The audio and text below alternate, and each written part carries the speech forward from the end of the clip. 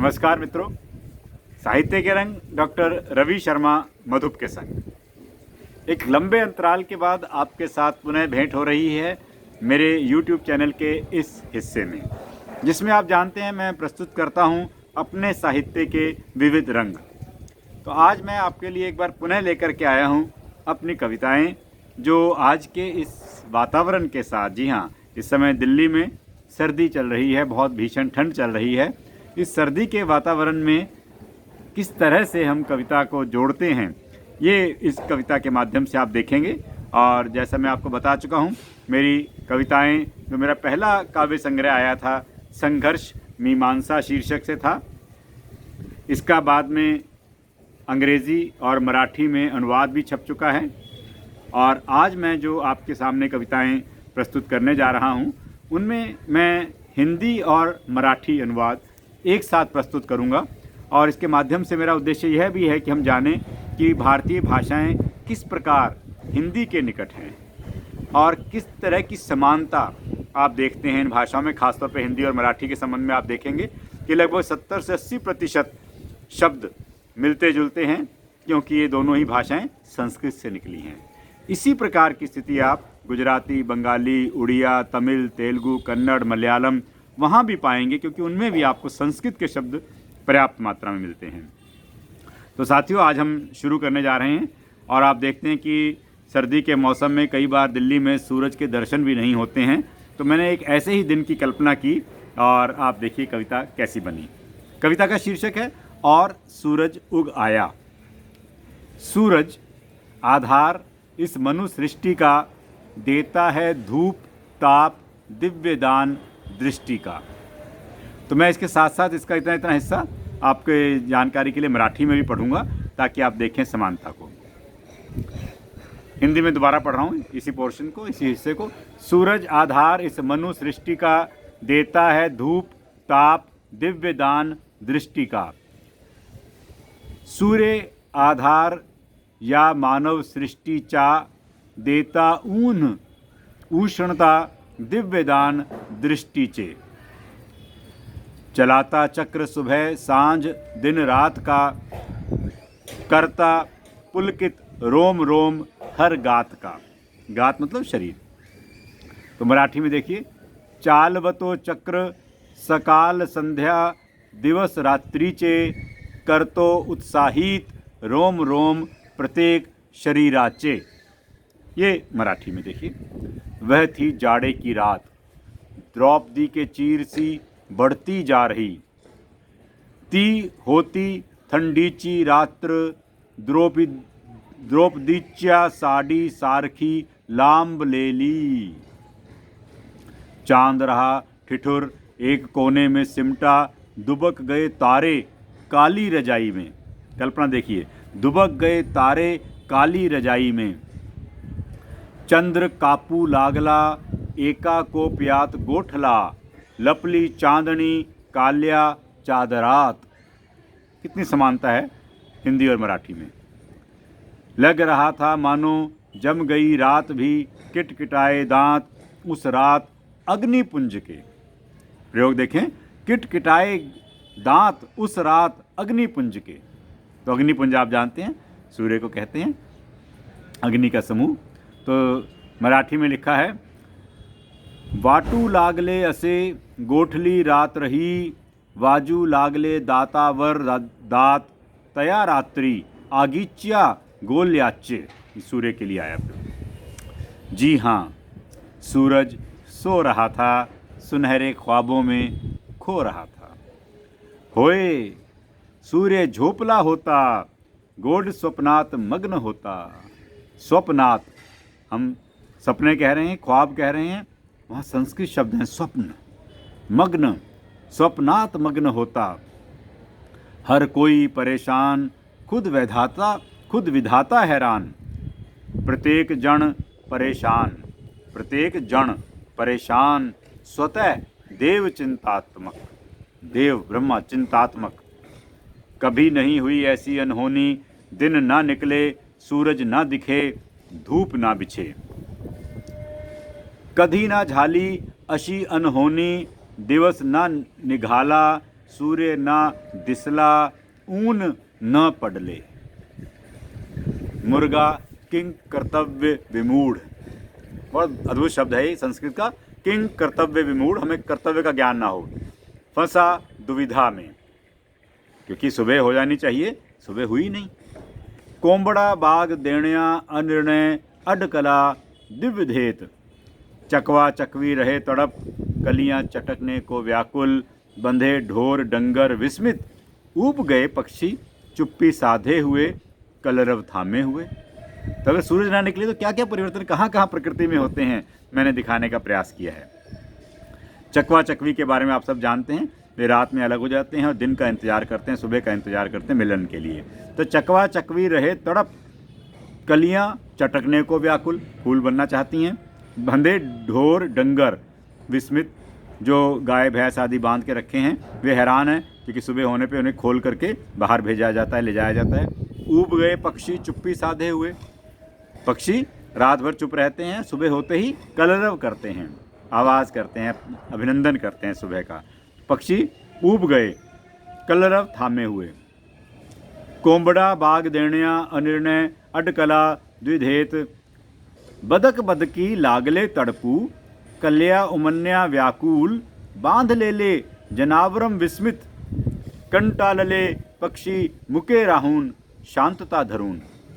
तो मूक रह के पक्षी ऊब गए हैं और शांति धारण किए हुए हैं। ग्रह नक्षत्र चांद तारे, सभा बुला मिल बैठ सारे।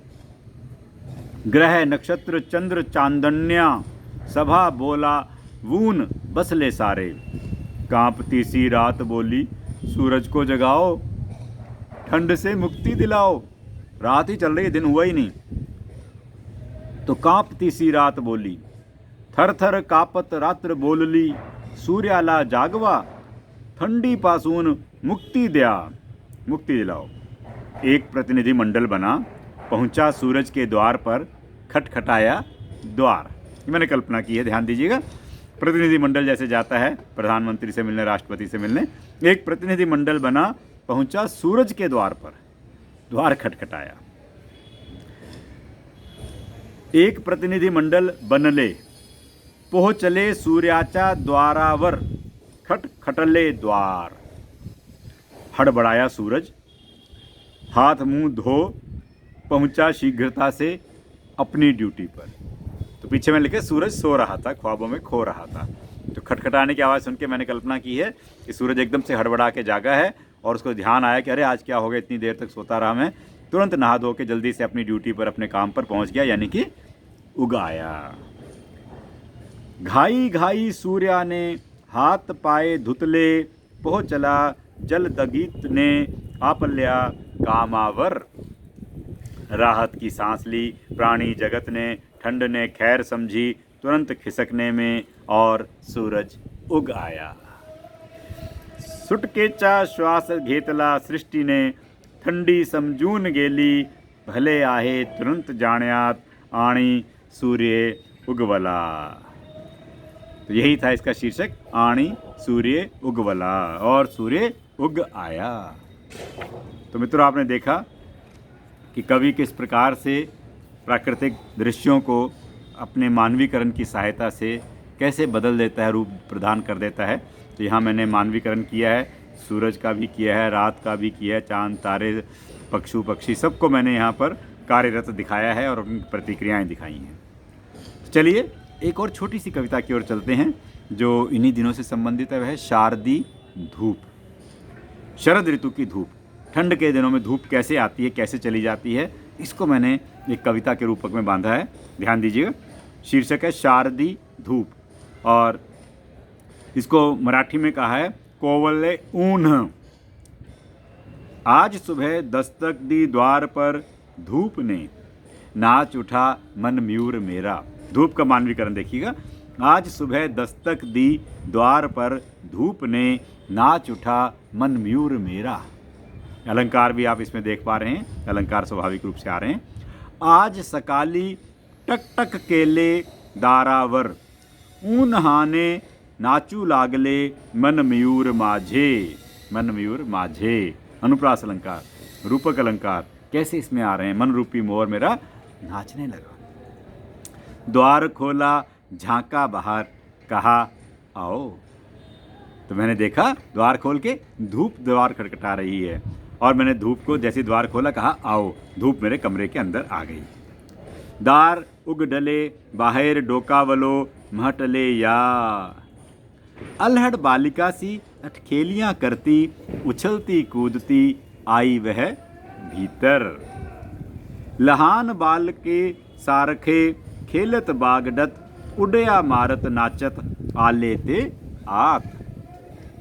जगमगा गया, हुलस गया हर कोना मेरे मनः कक्ष का। ध्यान दीजिएगा, कमरा ही नहीं, मन के कमरे का भी मेरा हर कोना हुलसित हो गया, उल्लसित हो गया।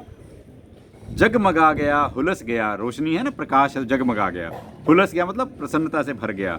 हर कोना मेरे मनः कक्ष का, मन रूपी कक्ष का। लख प्रकाश आने, चमकून गेला, प्रत्येक कोना कोपरा, माइया मनाचा। बतियाए, हंसे हंसाए, भाग गया कुलांचे भरता, न जाने कब मृग शावक सा दिन।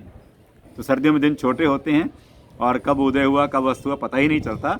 तो मैंने इसकी कल्पना कैसे की है, दिन को मैंने किस रूप में दिखाया, ध्यान दीजिएगा। हम आपस में धूप के साथ बतियाए, बातें की, हंसे हंसाए, धूप का आनंद लिया, और हम देखते हैं कि धूप आने पर कैसे हम प्रसन्न हो जाते हैं। और पता ही नहीं चला, भाग गया कुलांचे भरता, जैसे हिरन कुलांचे भरता है।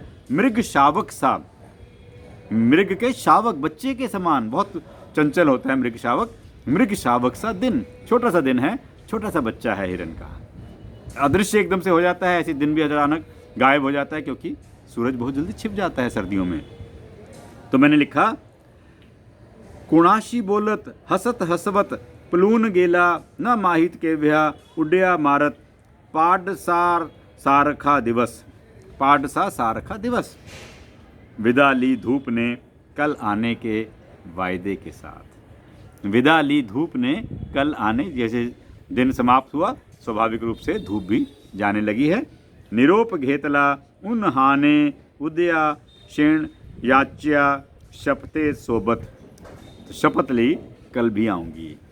तो ये ध्यान दीजिएगा, ये मराठी और हिंदी में ये संघर्ष मीमांसा शीर्षक मेरा काव्य संग्रह की कुछ कविताएं मैंने आपके सामने रखी, और आपने ध्यान दिया होगा इन कविताओं में मराठी में जो शब्द प्रयुक्त हुए हैं उनमें तत्सम शब्द यानी संस्कृत निष्ठ शब्द अधिक हैं। हम हिंदी में सांझ का प्रयोग कर रहे हैं, वहाँ संध्या का प्रयोग कर रहे हैं, और भी अनेक शब्द आपने देखा होगा। ख्वाब का हमने उर्दू शब्द का प्रयोग किया, वहाँ स्वप्न शब्द का प्रयोग हुआ है। हमने कहा चुप हो गए, वहाँ मूक शब्द का प्रयोग किया है। तो इस प्रकार हम देखते हैं कि जो हमारी भारतीय भाषाएं हैं उनमें संस्कृत के शब्दों की अधिकता है। इसलिए जब कोई कहता है कि हिंदी को सरल बनाओ, और सरलीकरण का क्या तरीका है आज हिंदी में, उसमें उर्दू के और अंग्रेजी के शब्द ठूंस दो, संस्कृत शब्द हटा दो। तो संस्कृत शब्द हटा देने से हिंदी हमारी भारतीय भाषाओं से दूर होती चली जाती है। इस ओर शायद हमारे विद्वान मित्रों का ध्यान नहीं जाता, क्योंकि सारी भारतीय भाषा में समानता का आधार में है संस्कृत शब्द, तत्सम शब्द। उन्हीं की वजह से हम एक भाषा के शब्द दूसरी भाषा में सहज रूप से समझ पाते हैं। क्योंकि तमिल, तेलुगु, कन्नड़, मलयालम में भी मैंने देखा है अनेक संस्कृत शब्द हैं, और यदि उन संस्कृत शब्दों को हम हिंदी में रखते हैं तो हम तमिल, तेलुगु, कन्नड़, मलयालम, बंगाली, उड़िया, इन सारी भाषाओं के साथ निकटता सहज रूप से पाते हैं। और इनको हटा करके इनकी जगह उर्दू, अंग्रेजी शब्द ठूंस देने से ये जो हमारी समानता थी भारतीय भाषाओं के साथ, स्वाभाविक मैत्री थी भारतीय भाषाओं के बीच, उसको हम समाप्त करते चले जाते हैं। तो मित्रों, इस संदर्भ में भाषा के परिवर्तनशील रूपों पर विचार कीजिए। अंग्रेजी, उर्दू के वे शब्द जरूर लेने चाहिए जिनके समानार्थी हिंदी शब्द हमारे पास प्रचलित नहीं हैं, लेकिन संस्कृत शब्दों को हटा करके उर्दू, अंग्रेजी शब्द ठूंस देना, जैसा कि आजकल एक प्रचलन चल पड़ा है, यह मुझे कभी कभी उचित नहीं लगता है। खैर, मत वैभिन्न हो सकता है, आप हो सकता है मेरी बात से सहमत ना हो, आपको पूरी छूट है। जैसे मुझे अपनी बात कहने की छूट है, ऐसे आपको भी अपनी बात अपने हिसाब से समझने की, समझाने की छूट है। तो मित्रों, इसी के साथ आज के इस कड़ी को हम यहाँ समाप्त करते हैं। फिर हम मिलेंगे कुछ और साहित्यिक रंग लेकर के। तब तक के लिए नमस्कार।